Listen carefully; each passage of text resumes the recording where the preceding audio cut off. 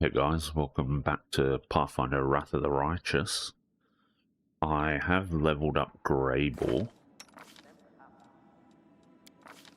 so we can take a look. I think it was level 10. So I gave him Dispelling attacks, I also gave him Opportunist, improved critical with Dwarven War Axes, and I think that's it. He doesn't have a mythic path apparently, so I'm not sure what's up with that. But I think we might get that stuff once we leave town. And I think that's what we're going to do. Head straight over to Grimwood. I did give him a few little items, so yeah, the cape, the belt, the armor, and then the helmet. He comes with his war axes, so that's fine. And let's go to Fortress Gates. We will drop Woljif and we will take Greybor.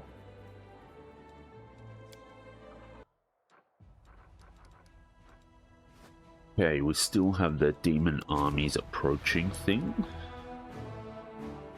Have they moved any closer? Not really. Alright, so let's head towards Grimwood.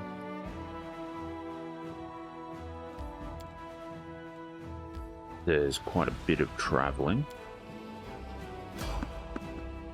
We'll evade. Still don't have enough there. Did we get... No, we haven't got a refresh on our movement points.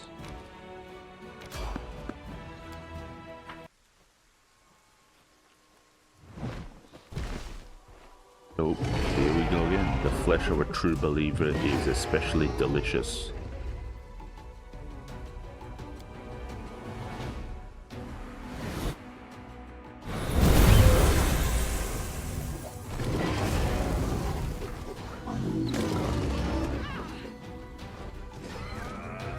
And I don't mind Nenio using Phantasmal Killer here. That should be fine.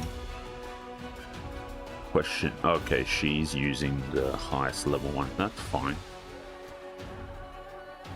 Failed to overcome the spell resistance.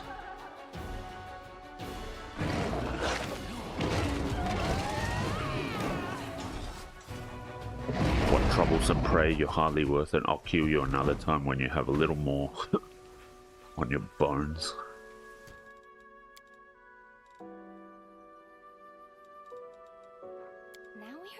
And now we have Greybor's mythic pass, so I'll do that and come back once that's all done.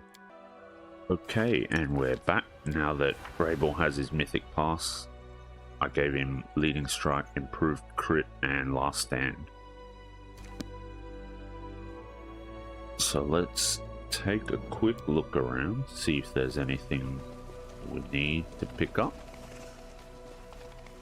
Doesn't look like it. We march ahead. Alright. And let's continue on.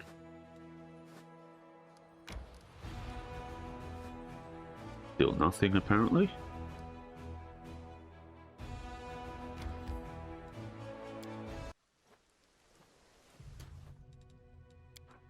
Let's hide with everyone. Let's hop on our pets. The world has suffered enough.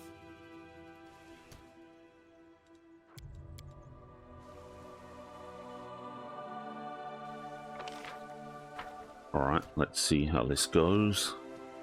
I assume it's that dragon that we keep having to fight, which is the target. Okay, we can't go any further apparently.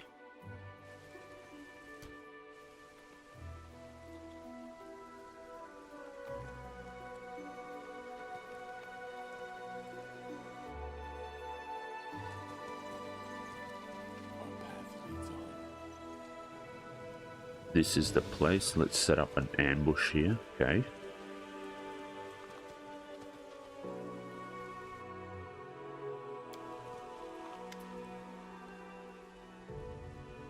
Greybor meticulously scans the surrounding area and appears pleased with the results. The talon-like hooks of several collapsible spikes protrude from his pack. The dwarf produces a small tightly wrapped bundle from his pocket and its pungent smell fills your nostrils. Come over here, this is where we'll set up an ambush for the dragon. Let's light as many fires as we can so she thinks there's a whole caravan staying here overnight. You can be sure she won't resist such easy prey. Alright, how do you plan to lure the dragon here? We will act like a group of careless foragers, ordinary hunters looking for wild game to provision the Crusader army. Let's go out hunting and then we'll hang the carcasses up on hooks to clean and gut them. When the dragon catches the scent of blood and sees the fires, she'll think we're inexperienced nobodies. After all, no skilled hunting party will draw so much attention to themselves. Easy prey, you see. Then when she swoops down upon us, we'll pounce on her instead. What is that stench? It's frog's eye, some herb from Magnamar, used as seasoning by the Varisians. I'm not sure they can even eat anything without it. The heat of the fire will cause the smell to rise up in the air, where the wind will carry it far and wide. The dragon will surely catch our scent and take interest. Dragons have a heightened sense of smell, and their sense of taste is even more discerning. The beast won't be able to resist the chance to try some strange new kind of meat. Let's get started then. The dwarf nods his approval. He is calm and composed as he readies himself for battle, but his eyes shine with excitement. This is going to be a fine ambush.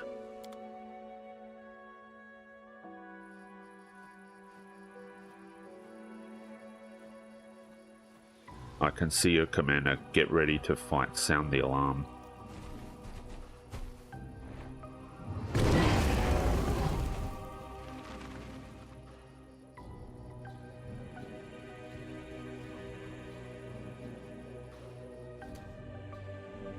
Alright, let's buff up. And now we can come through here.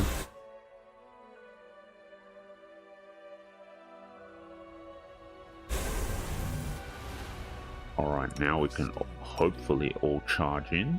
These magics should be used Path is blocked, okay.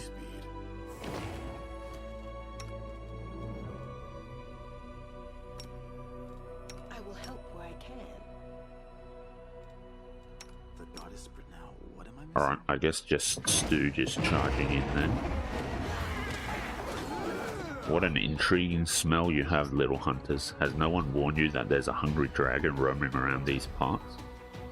Try to pierce through the scales. If the wound is deep enough, we'll be able to use the trail of blood to track her down. Simply business. Okay. Nenio can keep casting Phantasmal Killer, that's fine. Are you trying to ambush me? You pathetic parasites, you brought this upon yourselves.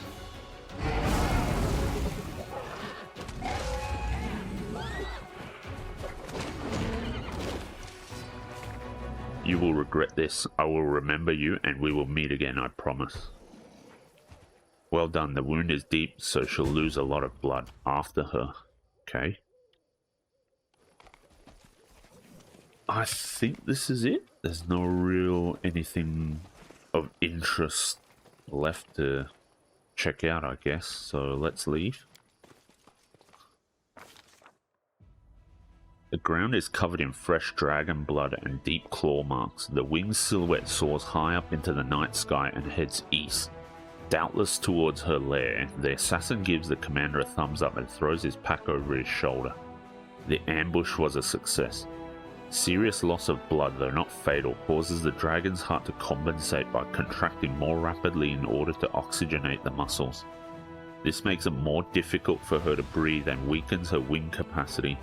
The lack of oxygen then leads to convulsive seizures that force the dragon to descend for short rests. It takes her the entire night to travel the distance she could normally cover in a few hours.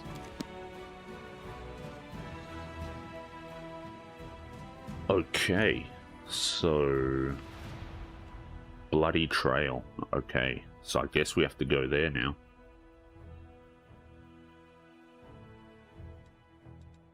let's see. Yep, we have crusade events now. Okay. Don't have any recruiting to do. We do have 6,000 finance points. Don't have much in the way of materials though. Has the army down here moved? No, so I guess we're still chilling to see if they will move anywhere. Meanwhile, we're building up our energy reserves on our 2 generals, which is nice. Alright. Let's head back then. How do we... Oh, right, yeah. Crimson Dust look like it's on the top of a cliff, so we definitely have to go through here.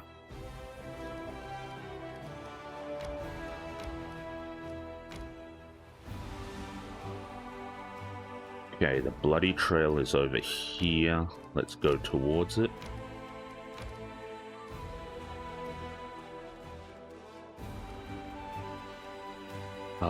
Actually, let's go back to Dresden, and then we'll take a rest, and then we'll come back to keep going on the Bloody Trail.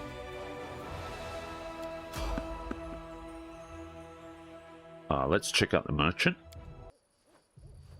I did ask the merchant about his hunter's arsenal, so let's see what he has on offer.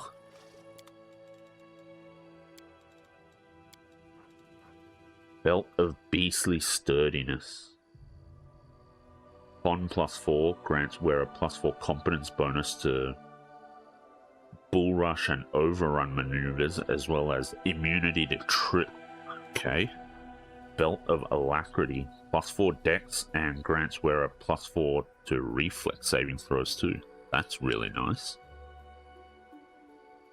+5 competence bonus on athletics checks and persuasion skill checks made to intimidate. Okay, it's not that great. I do like the Belt of Alacrity. Bulk sell. I don't want to sell that. Quarterstaff can go. That can go. Inflict wounds can go.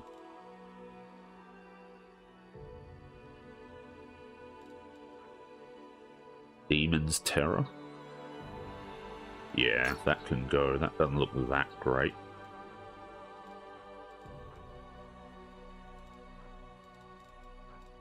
Anything else to get rid of? Chainmail can probably go. Armor of Dispersion. Hang on to that for now.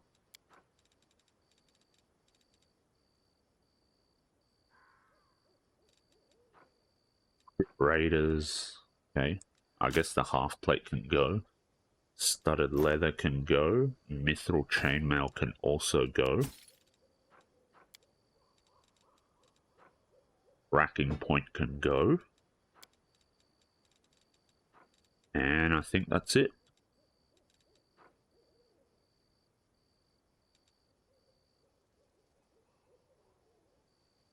Yeah. Alright. Nice. Demon's Terror costs 57,000. Alright. Alright, let's have a chat with him. Let's see if we can get something else. Let's go to the exotic wares and we'll see what he has on offer the next time we see him.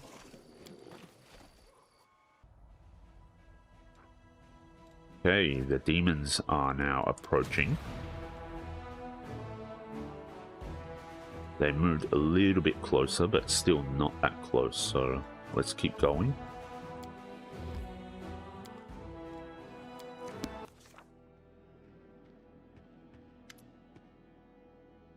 A Pelid in well-worn travel robe with a deep hood offers you a respectful bow. His voice is quiet and emotionless.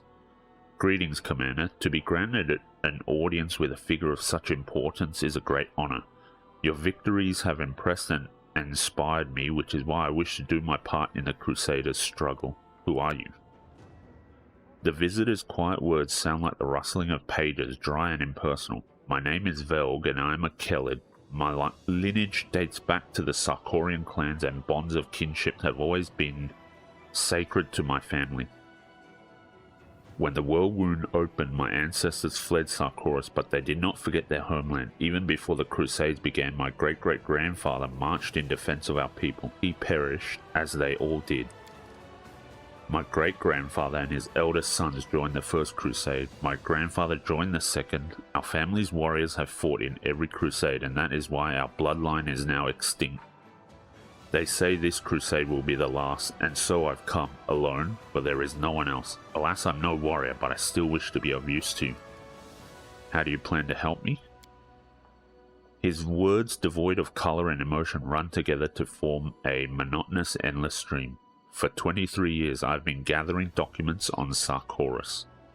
They contain numerous mentions of the history of the Blackwater clan. The clan was beset by demons as its members had dedicated themselves to creating a powerful weapon against the world wound. The clan needed more time, but no support came from their neighbors, and so the Blackwaters were destroyed. But the fate of the clan is not important right now. What is important is that thanks to certain ancient maps, I have been able to pinpoint the location of their settlement. If you go there, you'll be able to verify my findings, and if you happen to find a weapon that will help you fight the demons, it will bring me satisfaction and pride. My life will have purpose. What kind of a weapon was the Blackwater clan working on? My thoughts on this matter are pure speculation. Perhaps it was a blade that could cut down even a demon lord, or an artifact that could call upon an endless host of spirits. Or a circlet that could reverse the flow of time or erase the planar invaders from reality. The Blackwater clan operated in secrecy to protect their work from spies, unfortunately an ever-present concern, and to avoid drawing the demons' attention before the time was right. You have an odd way of speaking. His pale, expressionless face twists into a poor approximation of an apologetic smile. I'm a scholar. I know how to speak through manuscripts and prefer to express my thoughts using my quill instead of my tongue. Social interaction is not my area of expertise, so I ask for your understanding when it comes to my rather rudimentary communication skills. Thank you. I'll put this information to good use. He bows deeply. It pleases me to be of use to you. Gather your band, War Chief. We're going back to the ruins of Current Glen. Why do we need to go to the ruins? Remember that white wolf we saw in the ruins? Every night I see her in my dreams, standing next to the Stone of Voices. Wait, let me finish. Ulbrich holds up a finger, apparently expecting you to interrupt him. I know you can't trust dreams, that's what I always say, but I'm also no stranger to spirits and their workings. I know the difference between a dream that's sent from above and one that's sent from my belly after a hearty dinner. By the Griffin's wing, I swear that wolf is a friend, one of the guardians of old Sarkoris, just like my Evar. And if she is calling me to the stone, then we must go to the stone. Very well, we're going to the ruins. I don't rightly know what we'll find there, but we'll have to start with the Stone of Voices. It was silent the last time, but this time it'll be a different story. I can feel it in my gut.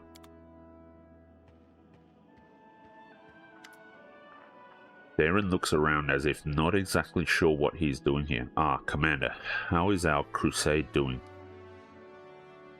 So what brings you to me?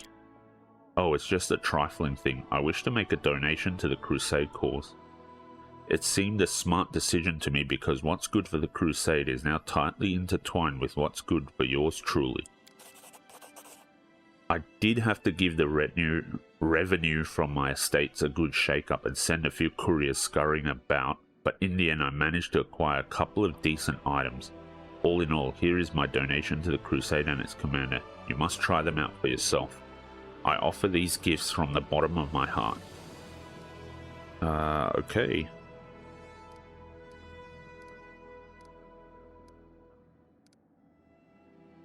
Do I want to say... Let's go for it. I can sense your own agenda in your choice of gifts. Clever. Darren smirks slightly. I thought of you while selecting these gifts, and now I must beg your forgiveness and bid you farewell. I still have plans to order and send a package of special gifts to my dearest cousin.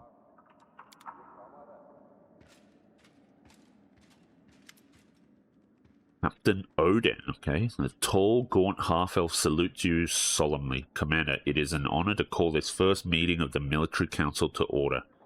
I am Captain Odin, and I've been serving under your command ever since the assault on the Grey Garrison. I will do my best to be of as much use to you as possible in this role. The foundation of the military is cold calculation and discipline. These are the principles I will seek to impart to the Crusaders. If we are to win this war, we must forget about mercy or for our enemies, for our troops, and for ourselves.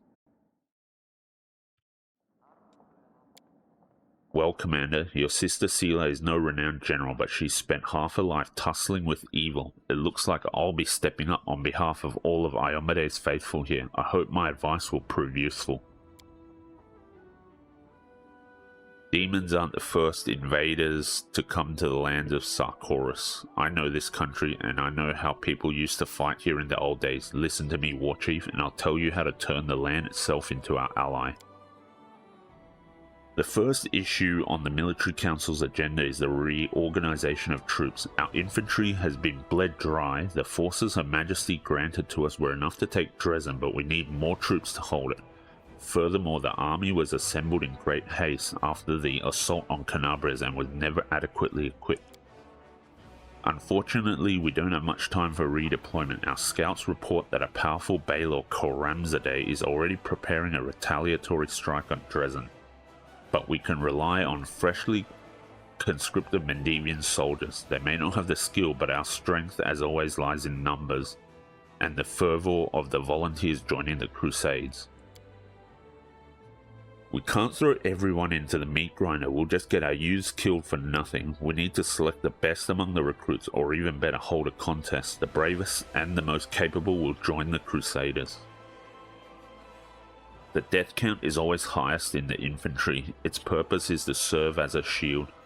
It would be wise to invest our resources in hiring and training heavy footmen with shields to ensure maximum protection, even if it limits their mobility and makes them less threatening to the enemy. Never enough folk, same in war as it is in peacetime. We dealt with that problem by finding helpers among the animals. Why can't we do the same now? Strengthen the infantry with war dogs. One soldier with a dog at his side is more like 1.5 fighters, maybe even 2. Okay, Captain Odin, what does the Military Council do? The Military Council determines the strategy for our troops, enacts army reforms, approves new equipment standards, and makes decisions on all issues regarding military action on the front lines. Who is this Baylor Koramzadeh? The most trusted servant of the Demon Lord Descaria. Among the historians of the Mendevian Crusades, he's known as the strategist of the Whirlwind. He's not as renowned as Menago, the conqueror of Dresden, or Hepzimira, daughter of Baphomet, but he has claimed the most major victories over the forces of Mendev. He's a general and quite possibly one of the best tacticians in the entire Abyss. I've been studying his style of warfare for years. He may seem like an ordinary demon, another typical war master, but that's a fallacy. Like a beast following a scent, he senses weakness in his enemy's defenses and strikes at them, sending soldiers to bring targeted carnage. His uncanny charisma attracts more and more soldiers to him, so he's never short on troops and sacrifices them like pawns whenever he pleases in order to achieve his victories. Koramzadeh is the face of the demon host. For many years I've been gathering research on him, preparing for the day our armies would clash with his once more. I hope my council will help you defeat him, but so far Koramzadeh has known no defeats. Okay, let's see. The main barracks provide weekly recruitment growth for champions. Powerful shock infantry. All footmen are promoted to champions. Very nice. That's a pretty good option. So we're finally getting troop upgrades now, which is really cool. Okay, the main barracks provide weekly recruitment growth for shield bearers. Staunch defensive infantry. All footmen are promoted to shield bearers. Houndmasters, okay. All footmen are promoted to Houndmasters. 4 to 9. Melee short sword piercing, okay. New recruits. All footmen are promoted to conscripts. 75, 4 to 9. Okay. That's decent. What are footmen? Footmen are 39, okay. Conscripts have basically the same damage, but essentially double the hit points. Houndmasters also have the same damage, apparently, but they use Masterwork short spears. Not as much hit points, but they have 9 speed, only 2 initiative though. Not sure I like that. Shield bearers are the tankiest. They do a little bit less damage, but obviously they can take way more hits. And then champions are massive damage, but they have even less hit points. Okay.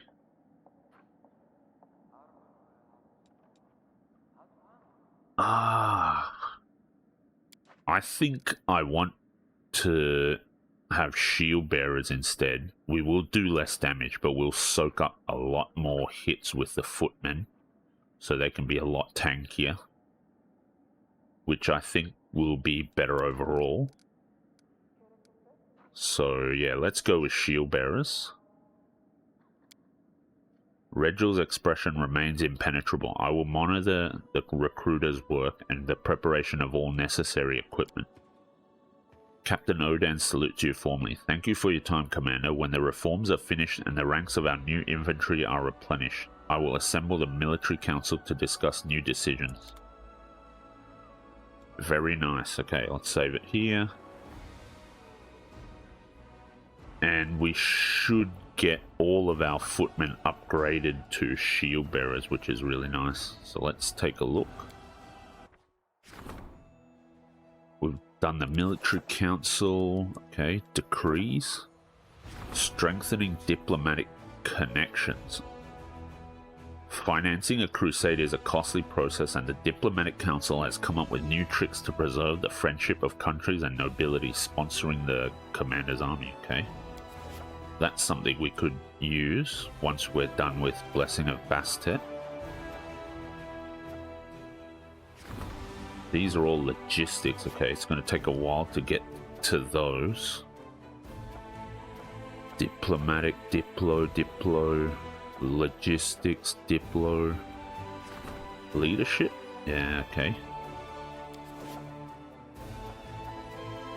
Logistics, diplo, more diplo, logistics, and diplo. Okay. Alright, well, we have 5 days to go here, and then 7 more for the Sword of Valor. We're all at level 2 now. Okay, so we need to upgrade our diplomacy, which is what I think strengthening diplomatic connections is. So that'll boost us to tier 3.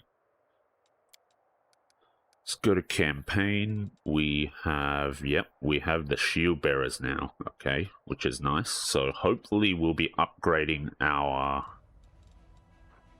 archers soon, so that we can get better archers that do more damage, which would be nice.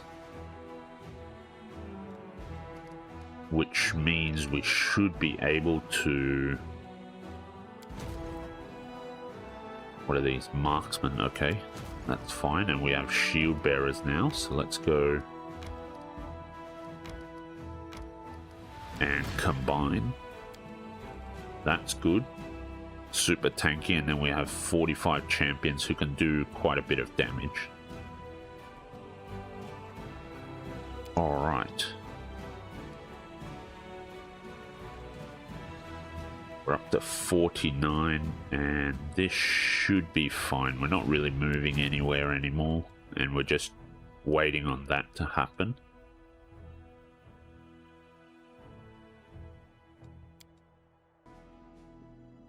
So once that demon army that's approaching us gets a bit closer, we'll probably move out to force the fight. But until then, we can still chill for a little bit, I think. We've got a little bit of time to go still. Alright, let's go outside. Fortress gates and get on our way to Bloody Trail. Okay, I think the first thing I need to do is rest. Probably should have rested while we were in Dresden, but that's fine. So let's do that now.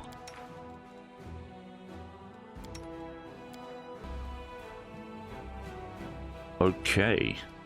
Need the rest because I think we did a lot of traveling and there's probably going to be some stuff we need that... Oh, some stuff we need to do that I would prefer not to have fatigue on us while we do them, so... And also we'll get our spells back as well, so that's what we will need for this part. Dark splotches of dried blood are visible on the ground. Its foul, pungent scent awakens the predatory instinct of the hunt. Everything nearby is splattered in blood as if a battle took place here or someone slaughtered a herd of goats. Yet this blood belongs to neither human nor goat. Its sulphurous odor indicates that this is the blood of a rare fire-breathing dragon. Injured and exhausted, the fleeing dragon stopped here to rest. The commander decides to personally examine the trail to impress the assassin. Having examined the blood, the commander points confidently to the south. The dragon's lair is hidden somewhere among the mountain gorges. The dwarf who has been watching him nods in approval. He seems impressed by the commander's tracking skills. Nice. Okay. The bounty hunter managed to locate the place where the exhausted dragon landed. The tracks reveal that after a brief respite, she headed somewhere further south. Alright, let's save it here. The commander and his followers are traversing the mountains trying to track down the female wound worm that has lately been wreaking havoc around Dresden. The dwarf leading the party approaches the edge of the cliff and points down to the ruins of a tower built upon the rock 300 feet below. Its very existence raises a number of questions. Who would dare to build a tower here so close to the demons? Why would they erect it here at the bottom of a canyon? An expert analysis of the tower structure provides the answers. Numerous features in its design indicate that the building dates back to the golden age of the Aslanti Empire. It's several times older than the world wound and was originally constructed on top of a mountain before the cataclysm changed everything. The tectonic plates shifted, causing the tower to sink to the bottom of a newly formed canyon, and the mountains rose up around it like the jaws of a predator, ready to snap shut and bury it beneath the rock forever. The ancient ruins have been abandoned for ages, barely visible amidst the steep cliffs. The tower would have remained hidden had the commander's party not discovered it by following the trail of blood. The dwarf signals that it is time to descend. The alpine path leading to the tower soon splits into two directions. On the left is a rocky ledge, dangerously narrow and visibly unstable. On the right is a broad path covered in overgrown brambles and thickets. There are many poisonous plants in these mountains, some of which are so dangerous that merely touching them can lead to numerous adverse reactions. These include, but are not limited to, migraines, disorientation, vomiting, hearing and vision loss, paralysis, and even death. The commander assesses the risks, and I guess I'll choose the path overgrown with suspicious bushes to the right. The commander decides to take the path to the right, which leads through thick foliage and overgrown bushes. It is most likely full of dangerous vegetation and possibly even carnivorous plants. These plants are difficult to distinguish from their less hazardous counterparts, and only a skilled botanist or a wild animal native to the area might know which specimens pose no threat to humans, and which ones must be avoided at all costs. Okay, Lord Nature plus 17. Okay, Perception. The commander orders the most observant member of the party to lead the others through the thicket by following the tracks left behind by local mountain cats. This turns out to be a smart decision. The local predators tend to avoid the most poisonous plants at the end of the trail. Social notices the recently mummified corpse of a female mountain cat. It fell prey to a thicket of blood-sucking vines. The path comes to an abrupt end. A recent rock slide has destroyed this section of the trail, leaving behind only a few footholds for those brave enough to attempt a crossing. The commander's allies hastily tie themselves together with rope, hoping to prevent a fall if anyone loses their footing. The dwarf silently indicates his mountaineering equipment. If they choose to climb down the mountain cliff, they will be able to get back onto the path and avoid the dangers ahead. Okay. 29-19, 27-15. I guess athletics is most likely to succeed. So the commander orders the strongest of his companions to lead the party's descent down the sheer cliff.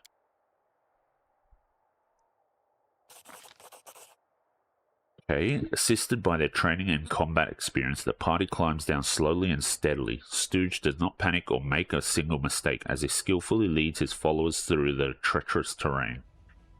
Eventually they reach a secure rock ledge. With a cry of warning, the dwarf points to the sky. Giant birds of prey circle ominously overhead. Their beak morphology indicates their carnivorous nature, and their large size suggests they consider those climbing down the cliff to be prospective prey.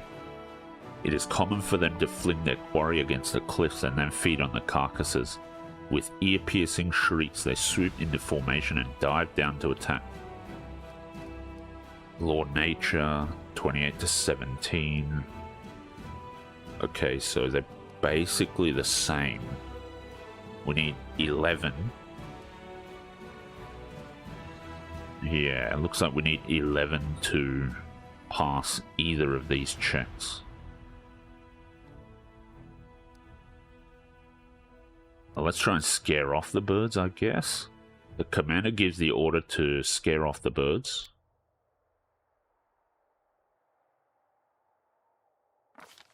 Fail.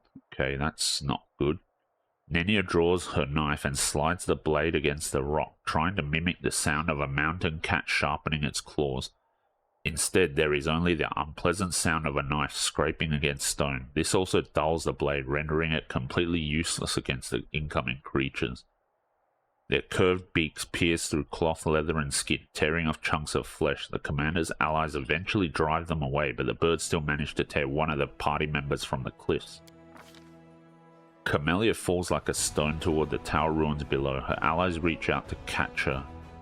Yeah, that's not happening unless we roll a 20. And succeed. Unfortunately, Camellia clings to her allies, pulling them with her as she plummets through the air. The safety rope grows taut as each member of the party is dragged over the precipice one after another. Amidst a cacophony of shouts and muffled screams, the commander and her followers hit the ground with a resounding thud. Luckily, the ledge was not high enough for the fall to be fatal, but they cover the rocks around them with spattered blood and torn bits of clothing as they tumble toward the dragon's lair. The dwarf leading the party tries desperately to slow his descent with a small axe and curses furiously, punctuating his numerous obscenities with occasional prayers to Norgorber.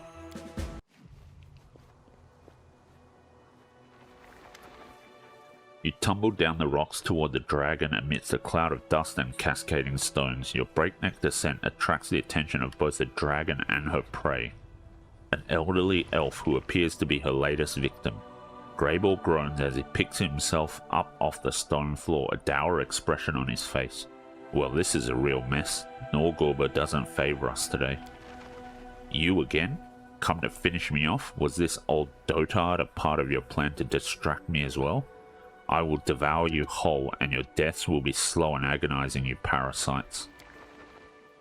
To your surprise, you recognize the dragon's captive, the Storyteller. He points urgently to the dragon. Kill her right now. If she starts to breathe fire, everything around here will burn. Okay, prepare to die, monster. The monster lets out a horrendous roar. How dare you injure me? You will pay for the pain you've caused. Right, let's buff up. And I guess we are all charging in. Let's cast haste with Nenio. And I guess we should probably hop on our pets.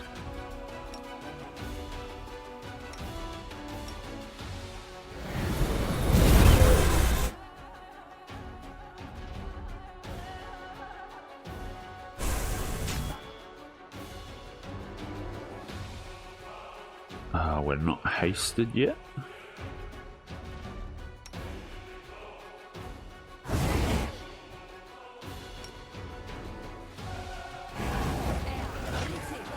Okay, now we are.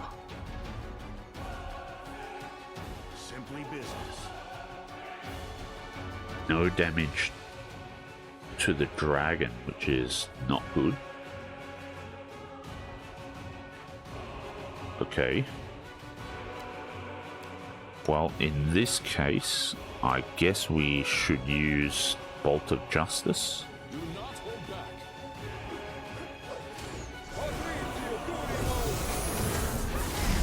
He is worth the pain. Once I'm finished with you, I will pay a visit to your pathetic town and burn it to the ground. Okay, how much damage did we... Okay, 125 from Stooge with Bolt of Justice. Not bad.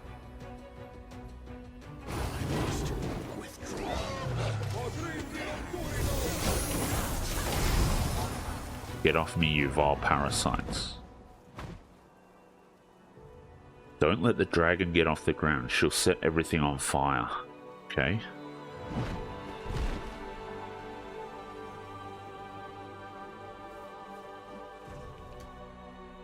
Alright, let's save it here, and I guess we are charging on through to try and get to the dragon. Is everyone that can be on their pet? I will lend you my aid. Not social.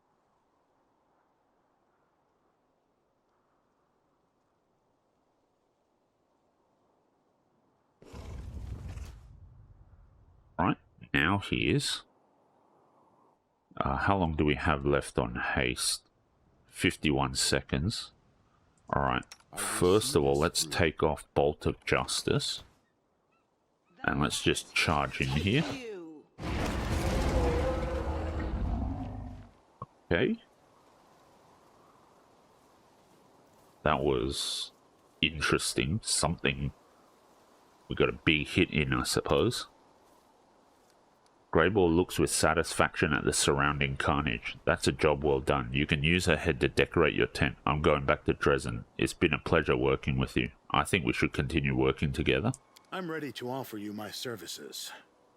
As you can guess, a full contract will be more expensive than a one-time job. I think 12,500 gold would be a fair price. I guess we can do the deal. 12.5 grand of gold to keep him around. I think I gave him some items, although they're not super important. Let's just go deal. I like having all the companions. Maybe later on he'll also have other quests, so hopefully this will pay off. From now on, you no longer need to worry about someone making an attempt on your life. If anyone tries, I'll send them straight to their grave. Alright, fair enough. And the dragon is down. What exactly happened? We've got basically 7,500 experience. Stooge Wolf deals 29 damage.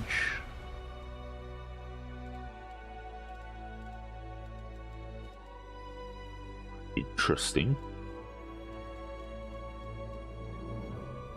Not exactly sure how it died, but apparently, yeah, the wolf got him. Got her. Amulet. Half of the pair. Okay, so the dragon has the half of the pair. that is at the, well, where the other half is at one of the shops, if I remember correctly. A success worthy of praise.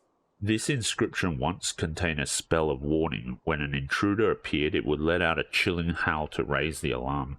Fortunately, the enchantment has worn off with the passage of time, so your ears have been spared, okay?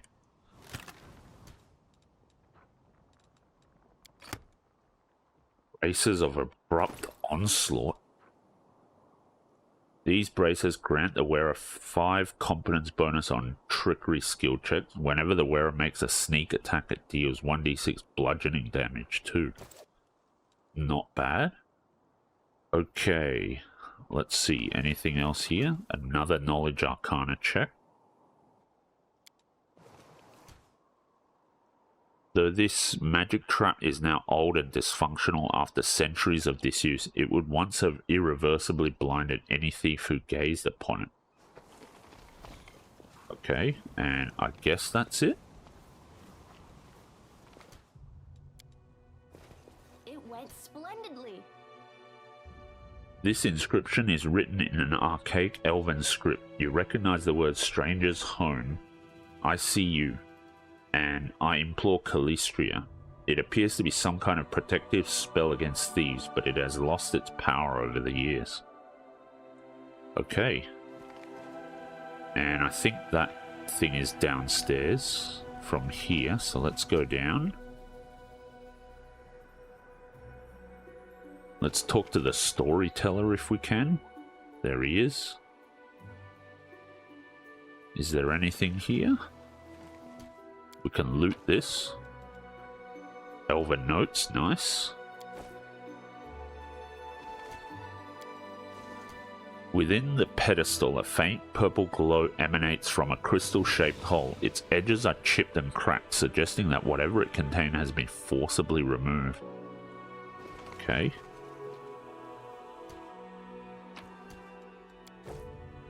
And let's have a chat with Storyteller.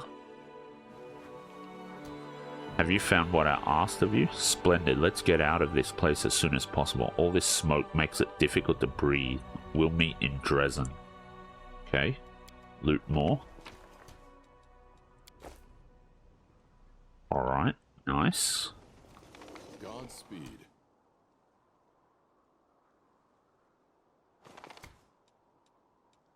Loot.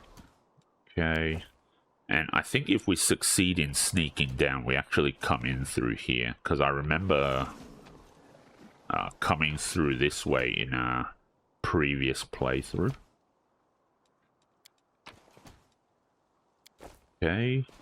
Some nice scrolls. More scrolls. Demon blood, very nice. Let us press on.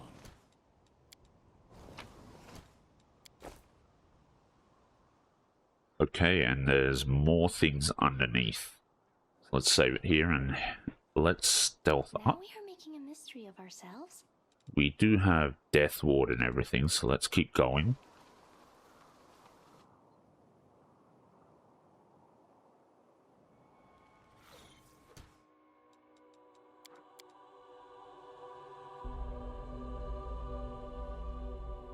Okay, so this allows us to get back out of here. That's fine. Let's go over here first. Let's make this quick. Look at you wide open. Enraged Mandragora. Okay, that's not good. Let's come through here if we can.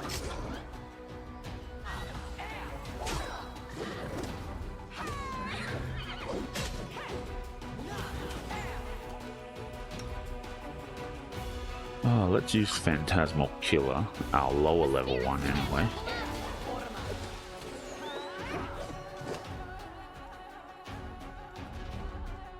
Bell Eater Mandragora. Does that? Yeah, it's immune to Phantasmal Killer, okay.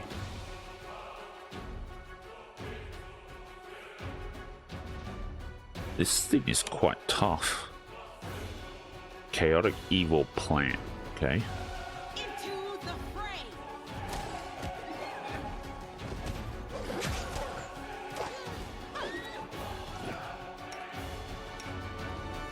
Oh, we've got another one over here. Okay, that's not so great.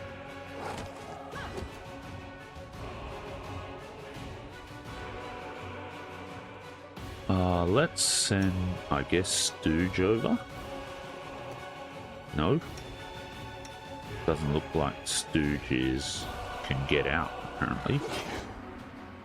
I don't like that Camellia is getting destroyed, kind of. I'll remove this obstacle. Okay, Stooge is on here now. Camellia, let's switch over to melee.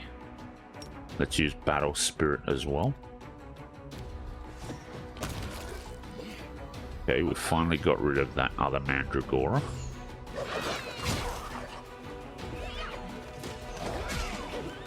So tripped it, but we're missing quite a lot. Okay.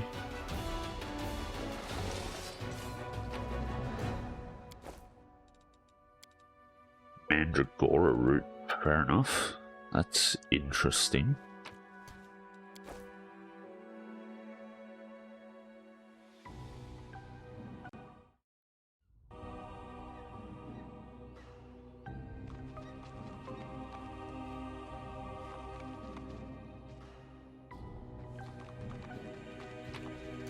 Another Mandragora, but this one is silent apparently.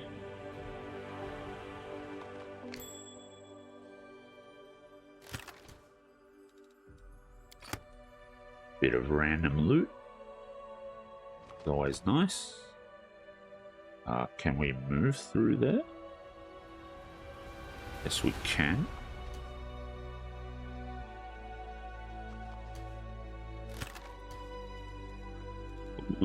Lesser kineticist rod. That's interesting.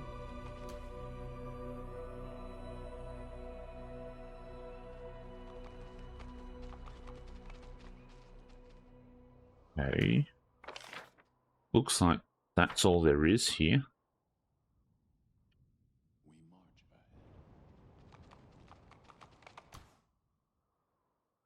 ahead. That one, I'm pretty sure we just looted that one, and then this one we also just looted before. Okay. Our path leads on. Something over there. Another one. Any more? Doesn't look like it.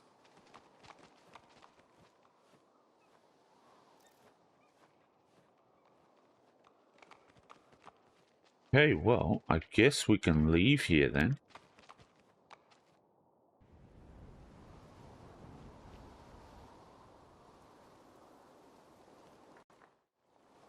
And I think we're just done with this whole zone now.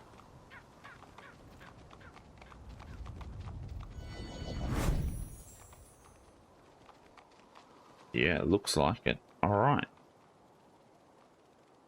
Let's get out of here.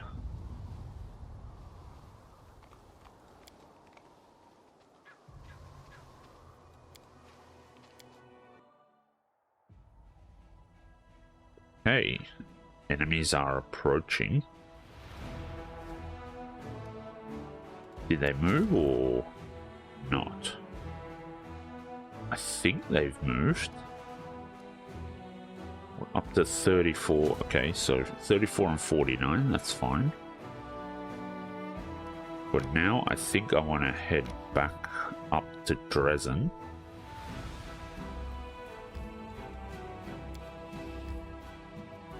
And let's go in.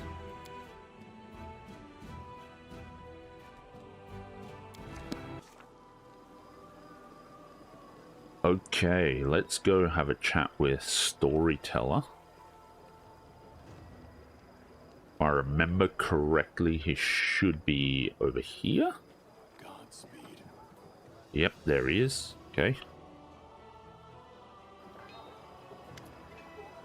The blind elf whispers something under his breath. Hearing your steps, he turns to you slowly. Greetings, Stooge. Have you brought me a new story?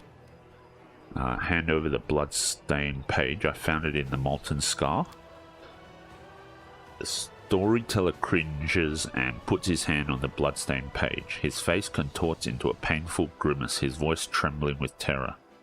No, he's here again, that terrible grating voice, the horrific semblance of a face, the monstrous appearance, myriad insects forming a body with 2 arms and 2 legs. He touches me, and the disgusting creatures attack my flesh, covering me. They are eating me, they are hungry and will devour everything except my eyes and tongue, so that I can see this damn page, so that I can translate the runes written in the ancient, long-forgotten elven language. And I translate. It hurt so much. I tried to lie to him. I changed the translation, but he saw through my lie. He got angry. Now I'm not lying. I'm not. He takes one of the insects from my face and squishes it with his fingers over the inkwell. Then he dips the quill in it and writes with my blood right over the ruins, and I continue to dictate. Callistria, when will this be over? Let me die. Xanthia, let me die. The storyteller jerks back his hand, terrified. Oh God, such horrible torture. This poor man was tortured to decrypt my notes. He was so tormented that his suffering became thick like molasses. My mind is drowning in it. My own memories are hidden by these images of horror. I can try to get through to them, but I will need your help. Tell me everything you've seen and heard. I will try to lean on your words to use them as a light in the darkness of my forgotten past. The storyteller takes the bloodstained page carefully as though handling a dangerous insect. I see a magic shape. There is a force pulsating in the center. You've seen the ritual. Tell me, what was its central point, its magic knot? A dead man. They killed a crusader and conducted the ritual over his corpse. The storyteller frowns. A dead man? I don't understand. I feel something else. A life. A living soul in the eye of the whirlwind. I don't understand how one ritual can tie up the energies of death and the abyss. Their currents in the world's ephemera are contra-directional. The storyteller sighs weakly. Forgive me, Commander. I cannot get any further. Everything is vague and unclear, and the screams of the poor lad keep ringing in my ears. I found a page that might interest you. The storyteller carefully takes your find. Yes, you are right. Another piece of evidence from the past I have forgotten. Thank you. If you find more pages like this, please bring them to me. Maybe by putting them together, I will be able to lift the veil on the mystery surrounding my story. Okay, let's give another page. Storyteller carefully takes your find. Yes, you are right. Another piece of evidence. Okay, same text. Another page. And the same text as well. The storyteller clenches the pages you brought. His voice becomes a bit younger and more energetic. My hand touches the stone wall. The cold pierces my palm like the teeth of a hungry dog sinking into a piece of meat. I don't take my hand away. I let the stone enjoy my warmth in return for its service. It accepts my caress and my unasked question, the one it's been asked thousands upon thousands of times. Where should I go next? Behind me I hear the loud stomping of the minotaurs that guard the god's forsaken place. I tricked and outwitted them, leaving only a trace of my presence. There is darkness lurking up ahead, honing its swords, claws and teeth in the hope that a rare traveler visits its lair. But today it will get no one. The labyrinth is alive. Its red-veined stone walls resemble the guts of a huge creature. If you keep still and listen closely, you can hear it breathing in the wind that sweeps through this place. Where do I go from here? Forward, to the place whence the wind carried a faint chuckle. Whence comes the faint smell of ash. Whence, a few ages ago, Demon Lord Baphomet began his great escape. Baphomet? Are you inside his labyrinth? Yes, I'm traveling through the Ivory Labyrinth. This is not the most pleasant of my journeys, but it is necessary to reach my goal. How were you able to evade all the dangers of the Ivory Labyrinth? The storyteller raises his chin proudly. Have you forgotten who you are speaking to? I'm the last Archmage of Kiernan. I've been to many dangerous places, and this is just one of the many. It won't be the last. What do you need from the Ivory Labyrinth? An answer to a question, a key to a secret, knowledge that can save many lives. A sliver of a smile appears on the storyteller's lips. My kinfolk were weaklings and cowards. They ran from danger, but one stood up to my enemy, and Baphomet will give me the weapon to win. Alright, let's continue. For several years I've thought about how to defeat Earthfall. My enemy has no flesh and is impossible to kill. It blazes through everything in its path. It doesn't enslave, but destroys life itself. And I have found the answer. I know how to save my world. Earthfall came to destroy Golarion. Is this a meteor or something? Yeah, a shower of meteorites. Its strike was brutal and my world barely withstood it, but what if Earthfall was resisted by not one world, but several worlds at once? What if Heaven or Elysium come to help the dying Golarion? If I manage to merge my world with another one, meld them together, the power of the disaster will weaken. The denizens of Golarion will be able to temporarily take shelter in the adjacent plane. Civilizations will not die, our culture will continue to exist, we will not be forgotten. Baphomet, the cunning and insidious lord of Minotaurs, was once a captive in Asmodeus's prison, but only 10 years passed before Baphomet was able to escape, taking his own prison with him, which later became the Ivory Labyrinth. Such an achievement deserves respect, and it is the goal of my research. Moving matter between planes is what interests me now. I stop near strange symbols covering the wall of the labyrinth. I run my hand over them to ensure they are real. Encrypted riddles drawn by Baphomet during his imprisonment. I take out the bark-covered notebook and painstakingly copy the symbols into it. Behind me, 2 Minotaurs are fighting, deceived by the net of spells I've wrapped around myself like a blanket. Do you want to connect the planes? That's dangerous. The elf is silent for a moment. When he talks, there is disdain in his voice. Dangerous, difficult, almost impossible, but tell me, is this risk not worth the Thassalon Empire perishing before my eyes?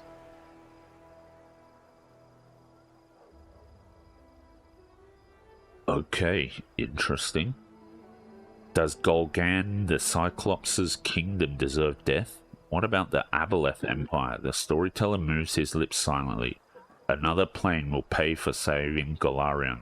There will be wars, and then a new world will come. But we will survive. We will defeat Earthfall, and history will not condemn the victors. A bark-covered notebook, the one your mentor gave you? The storyteller lowers his head, but a moment later jerks it back up. Yes, blinded by my pride, I tore it to pieces when I thought I would not follow my kinfolk. I'm still not going to run, but the knowledge written in this notebook by my former mentor might serve my purpose. The elves managed to open a portal to Soverian and keep it open until all our people escape from Golarion. Their cowardice deserves disdain, but their knowledge is unquestionable. I returned to Kyonan and gathered the pieces of my torn notebook. Now it is my sword aimed at the heart of Earthfall. By combining the wisdom of elves and the cunning of Baphomet, I will save the world. What happened next? I copied the strange symbols into the notebook. I haven't the slightest idea what these scribbles mean. What was the future Demon Lord thinking when he wrote them while he was imprisoned in a cell with no way out?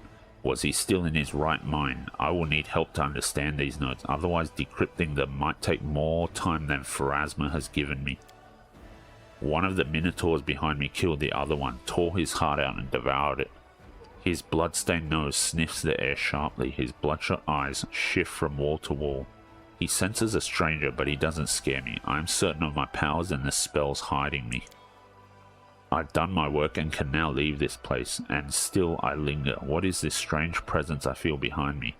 Like someone is watching me, despite all the protective spells.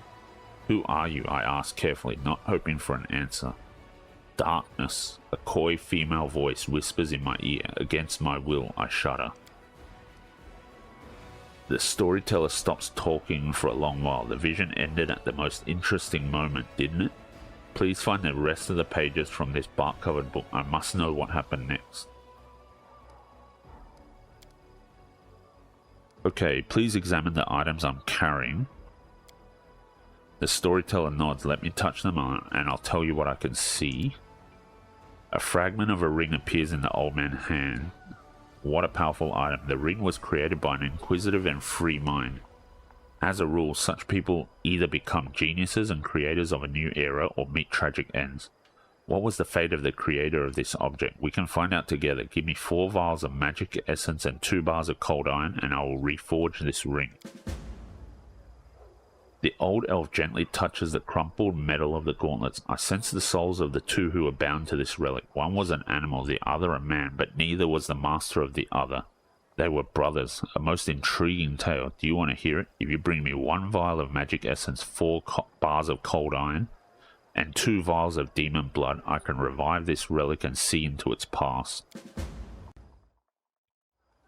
The storyteller carefully runs his finger over the shabby boots. The scent of pain emanates from this object, the pain of a mortal and of the spirits close to them. Whatever the story behind this item, it is dark and tragic. Let us try to repair this relic to learn its tale, shall we? Bring me 3 vials of magic essence, 1 bar of cold iron, 2 vials of demon blood, and 2 hides of magical creatures, and I will try to restore this ancient item. Okay. I think the boots are what we want, but I don't have the magical hides, unfortunately. Alright. I found a page that might interest you. Okay.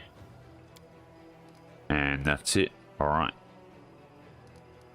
Need probably 2 or 3 more pages before we get the next part of his story. Alright, I have to go. Okay, well then, that was an action-packed and eventful episode. I think it's a good time, or good spot to end the episode here. We helped Greybor, we killed the dragon, and then we also rescued Storyteller. And we got some interesting lore from him, so that was pretty cool. I think in the next episode I'll head back into the Citadel to see if there's anything else that has come up that we need to take care of. Maybe even check out the campaign stuff with the Crusade. But yeah, that's the plan moving forward. Thanks a lot for watching this particular episode, and I hope to catch you in the next one. Have a good one.